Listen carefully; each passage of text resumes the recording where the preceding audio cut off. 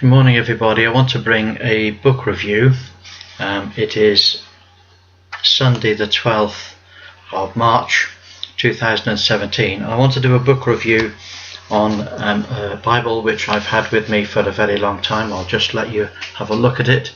It is the English Revised Version of 1881. Now, the Revised Version of 1881 has been a version that I've used very, very carefully all my life, and I highly recommend it to you. It is translated from the Greek, being a version set forth first in 1611, that's the English Authorized Version, compared with the most ancient authorities and revised in AD 1881.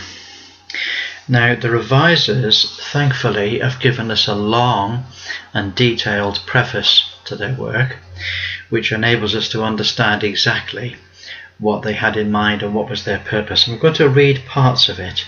It is actually very long, so I'm unable to read it all, but I do highly recommend that you obtain a copy of the revised version, the English Revised Version of 1881, because it is excellent, very, very good indeed. But let me read a little bit. It says, the English version of the New Testament here presented to the reader is a revision of the translation published in the year of our Lord 1611 and commonly known by the name of the Authorized Version. Now, the Authorized Version, we English call it the Authorized Version. The Americans call it the King James Version, but actually the Authorized Version is what we refer to it here. And there have been a number of authorized versions. Okay, we'll talk about that in a moment. Now, that translation was the work of many hands and several generations. The foundation was laid by William Tyndale. His translation of the New Testament was the true primary version. The versions that followed were either substantial reproductions of Tyndale's translation in its final shape, or revisions of versions that had been themselves almost entirely based on it. Three successive stages may be recognized in this continuous work of authoritative revision. First, the publication of the Great Bible in 1539 to 41 in the reign of Henry VIII. And next, the publication of the Bishop's Bible in 1568 and 1572 in the reign of Elizabeth. And lastly, the publication of the King's Bible in 1611 in the reign of James I. Now, besides these, the Genevan version of 1560, also founded on Tyndale's translation, must here be named, which, though not put forth by authority, was widely circulated in this country, that's England, largely used by the King James translators. Thus, the form in which the English New Testament has now been read for 270 years was the result of various revisions made between 1525 and 1611, and the present revision is an attempt, after a long interval, to follow the example set by a succession of honoured predecessors. Now, of the many points of interest connected with the translation of 1611, two require special notice. First, the Greek text which it appears to have represented, and secondly, the character of the translation itself. Now, I'm going to read these two little passages because they're very, very important. It says, with regard to the Greek text, it would appear that if to some extent the translators exercised an independent judgment, it was mainly in choosing against readings contained in the principal editions of the Greek text that had appeared in the 16th century. Wherever they seem to have followed a reading which was not found in any of these editions, then their renderings may probably be traced to the Latin Vulgate. Now, their chief guides appear to have been the latter editions of Stephanus and Beza, and also to a certain text, the Compilation Polyglot, All these were found for the most part on manuscripts of late date and few in number, used with very little critical skill. But in those days it could hardly have been otherwise. Nearly all of the more ancient documentary authorities have become known only within the last 2 centuries, some of the most important of them indeed within the last few years. The publication has called forth not only for an improved edition of the Greek text, but a succession of instructive discussions on the variations that have been brought to light, and on the best modes of distinguishing original readings from changes introduced in the course of transcription. While therefore it has long been the opinion of all scholars that the commonly received text needed through revision, it is but recently that material has been acquired for executing such a work with even approximate completeness. Now, the character of the translation itself is best estimated by considering the leading rules under which the translation was made and the extent to which these rules appear to have been preserved. Now, let me read just a little bit more. It says, the primary and fundamental rule was expressed in the following terms. The ordinary Bible read in the church, commonly known as the Bishop's Bible, is to be followed, with little altered as the truth of the original will permit. There was, however, this subsequent provision. 3 translations to be used when they agree better with the text than the Bishop's Bible. Tyndale's, Matthews, Coverdale's, Whitchurch and Geneva. The first of these rules, which was subsequently the same as laid down at the revision of the Great Bible in the reign of Elizabeth, was strictly observed. But the other rule was only partly followed. The translators made use of the Genevan version. They do not, however, appear to have frequently returned to the renderings of other versions named in their rule, where these versions differed from the Bishop's Bible. On the other hand, their work shows evident traces of the influence of a version not specified in the rule, that is the Rhemish, made from the Latin Vulgate, but by scholars conversant with the Greek original. And then the revisers go on to talk about other rules that were set up for the translation of the authorized version. And then there's a section which talks about the present revision. He says the present revision had its origin in action taken by a convocation of the province of Canterbury in February 1870, and it has been concluded throughout on the plan laid down in the resolutions of both houses of the province, and more particularly in accordance with the principles and rules drawn up by a special committee of convocation in the following May.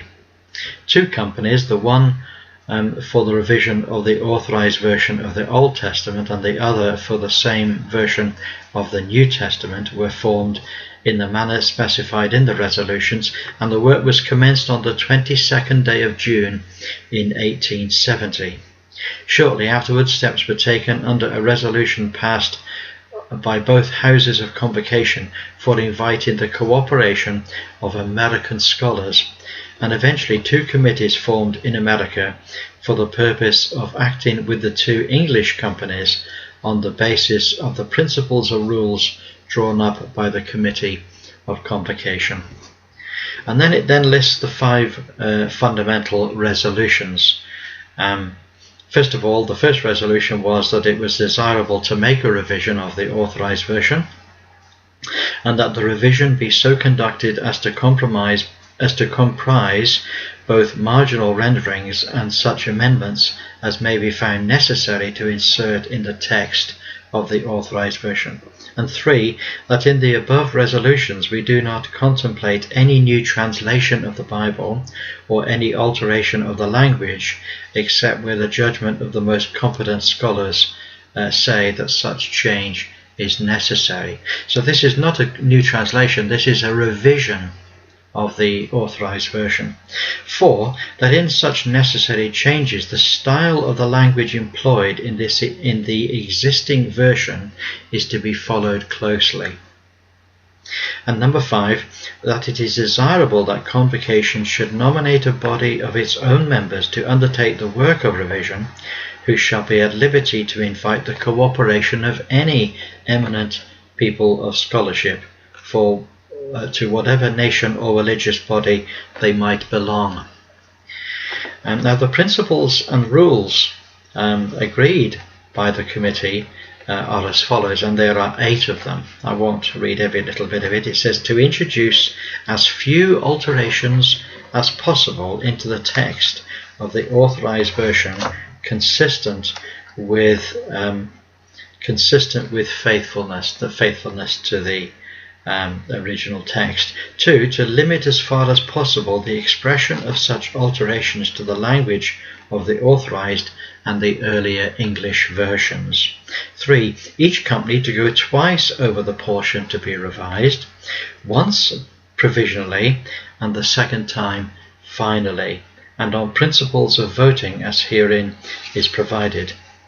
4. That the text to be adopted be that for which the evidence is decidedly preponderating, and that when the text so adopted differs from that which the Authorized Version was made, the alteration be indicated in the margin. Number 5, to make or to retain no change in the text on the second final revision by each company, except by 2/3 of those present approve of the same, but on the first revision to decide by simple majorities. Number 6, in every case the proposed alteration that may have given rise to discussion, to defer the voting thereon until the next meeting, whensoever the same shall be required by a 1/3 of those present in the meeting. Such intended vote to be announced in the notice for the next meeting. 7. To revise the headings of chapters and pages and paragraphs, italics and punctuation. And 8. To refer to the part of each company when considering desirable to divines, to scholars, to literary men, whether at home or abroad, for their opinions. Now, this preface is long. It's very long, and it goes on and on about all the intricacies of translation and how it's all going to be taking place. I won't go through all of it because obviously it's way too much. But just to say that this work was concluded. This preface was written on the 11th of November in 1880, and it's addressed as the Jerusalem Chamber in Westminster Abbey. Now, I remember using the English Revised Version to go through pretty well most of the New Testament in a conversational Bible study when I was quite young, and we had a number of people with us who were excellent Bible teachers, and one who was extremely knowledgeable and conversant with the Greek, and he would, week after week, he would explain that the Greek text would give a certain rendering of phrases in a certain order with certain words. And I remember saying many times to myself that what he's explaining as a correction for the Authorized Version is exactly what the Revised Version actually has as its text. And so that for me was an amazing lesson. I was using the English Revised Version, and it was correcting all of the little intricacies and the little ways in which the text could be better explained, and that was something which for me was a great lesson. So this is a Bible translation that it does not read quite as easily as the Authorized Version does. It's a tiny little bit more stilted. It's much closer to what the Greek text was, and we know that the Greek text didn't have the same syntax and didn't have the same order of words that we're familiar with in English. However, that is a virtue, not a difficulty. And what that means is that though it reads a little bit more strangely to us in English, it is actually much, much closer to what the Greek actually said. So I'll be using it and continue to use it in my life, and I highly recommend it to you. This particular copy, all of the Revised Version copies are old now. I don't even know whether it's even printed today, I'm not sure. But this is my copy. It's beautiful, beautifully bound. This particular one has lots and lots of marginal references. Let me show you. There's the actual text, and you'll see all the marginal references down below. And those marginal references, with a little bit of knowledge in Greek, and also because of the cross-referencing system that it had, which was excellent, it's a much fuller book to enable us to understand the text of the New Testament. Now, the Revised Version was both the Old Testament and the New Testament, and I don't know whether you necessarily need to have a Revised Version for the Old Testament, but I do highly recommend it for the New Testament. There are four stages in understanding what a passage means. First of all, we ask ourselves the question, what does it say? The next question we ask is, what does it say in other places about the same thing?